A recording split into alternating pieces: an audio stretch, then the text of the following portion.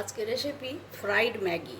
Maggi নিয়েছি আমি, Maggi মশলা আছে, একটু পেঁয়াজ কুচিয়ে নিয়েছি, আদা রসুন একটু গ্রেট করে নিয়েছি, কাঁচা লঙ্কা মাত্র 5 মিনিট লাগবে, তার আগে একটু কুক করে নেব। একটু কাঁচা লঙ্কা এতে হাফ দিয়ে দিলাম। একটু ম্যাগিটা 1 মিনিট মতো হয়েছে, অনেকটা কুক মশলা হাফ।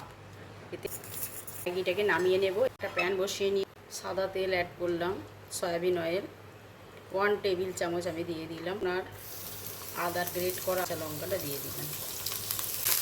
লাল হয়ে গেছে, এবার আমি পেঁয়াজটা অ্যাড করে দেব। পেঁয়াজটা দেওয়ার পর আমি সামান্য ভিনিগার দিলাম, খুব সামান্য 3-4 ড্রপ। আর দেবো সোয়া সসও দেবো খুব সামান্য। ম্যাগিটা ফ্রাই করে দেবো, যেই মশলাটা বেশি আস্তে করে নিতে হবে।